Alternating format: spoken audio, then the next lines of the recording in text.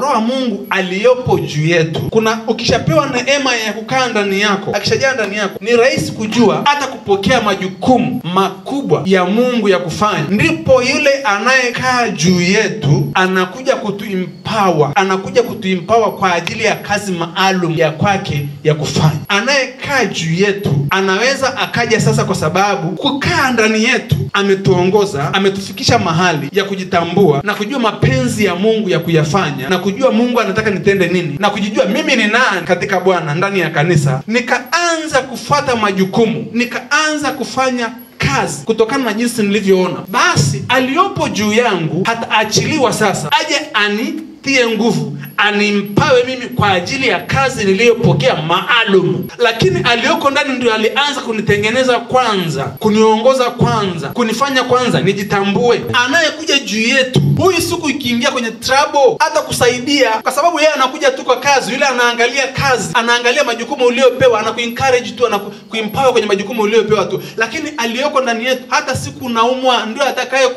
kupetipeti kuambia mwanangu there is a way. Akisha kufikisha mahali umejitambua, utapokea task, utapokea kazi uliyoitwa na Mungu. Utajitambua hata kwenye wito wako, utajua mimi nimeitwa kama mtume, utajua mimi nimeitwa kama nani, kama mwimbaji, kama mwalimu wa neno la Mungu, kama mtendakazi pamoja na Bwana, mtegemezaji wa huduma, mtegemezaji wa kazi ya Mungu, kingdom financer. Sasa atakuja juu baada ya kupokea majukumu, ataachiliwa Roho juu yetu, the Spirit upon us. Hiyo sasa ndio akutusaidia kuyabeba majukumu ya Mungu. Amekuja kwa kazi maalum, to empower us in a certain work that we have received from God. Kuna kazi nyingi, kuna huduma tunazifanya, kuna a lot of spiritual manifestation aliyoko juu yetu ndiye ataonyesha. Spiritual manifestation yote yanayosababisha yule aliyo juu, aliyekuja kwa sababu ya ile kazi uliyopokea. Huyu amekuja kwa kuempower in the ministry. We cannot do ministry if it's not there. Maana Mungu atamwambia mtu alafu people litoke pale likungate na meno. I'm telling you, it's not a joke if that power is not there, if that spirit is not there. Wakati mtu wa Mungu anakuombea, maana yake kwenye vita anatoa mapepo naye kule anaona, yanaandaa jeshi, anasema kuna mtu anashambulia mtu wetu pale, yanaandaa jeshi. Unakuta mtu anamwambia mtu hapa, lakini hujui amezungukwa na jeshi gani.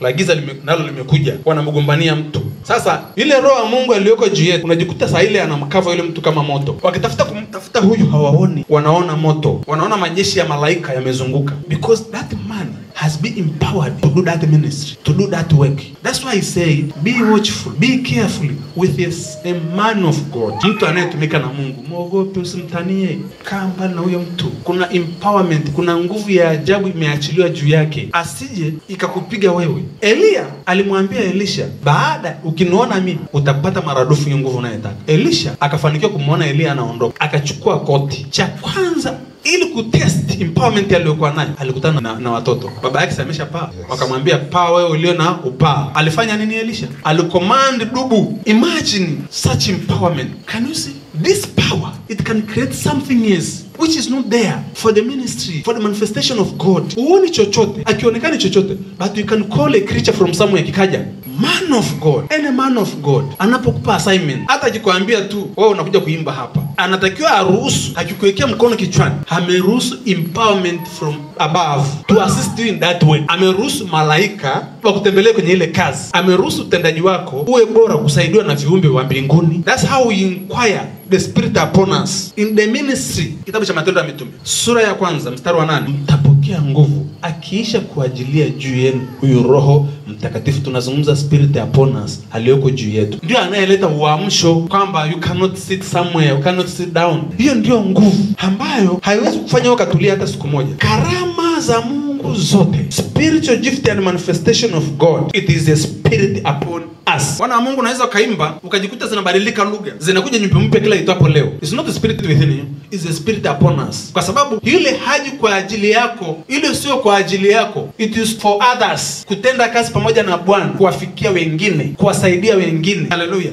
To help others. Yule ambaye ni kwa ndani ni kwa ajili yako, kwa maisha yako na kuimarisha wewe na vitu vingine. Ukishafika sehemu ambako umekomaa sawa sawa, sasa anakueleka huko, anakuambia there is another dimension. Kuna hii ya ndani, lakini kuna nyingine, hii dimension nyingine. I want to introduce you in this dimension so that I can work with you. I need to be a co-worker with you. When the Spirit come upon you, they will do that to work perfect. Karama tu tunazopokea, karama zile zinakuja baada huyu kwa juu yetu na manifestation, na zile zinaletwa na Mungu kwa ajili ya utendaji ya kazi yake, sio kwa ajili yako wewe, sio kwa faida yako. Makosa makubwa sana kutumia karama ya Mungu kwa manufaa yako. Vile vilivyowekwa ndani yetu mwana wa Mungu, vipawa na karama vile tulichopewa na Mungu, tukitumie sana, kwa sababu hicho kitatuzuilia siku ya lango la kuingia mbinguni. Umepewa kuimba, umepewa kukarimu watu kanisani. Kuna wengine kazi yao ni kukarimu watu, kwa watu wa Mungu. Umepewa kuwaombea watu wa Mungu, waombee watu wa Mungu. Haujapewa kwa ajili yako. That's why it is come from above. It's not for you, kwa ajili ya familia yako. Ndio maana wengine siku hizi wanaimba, wanalipisha hela. Karama ya Mungu haiuzwi. Tumepewa bure, toeni bure. Neno naeleza hizo ni karama.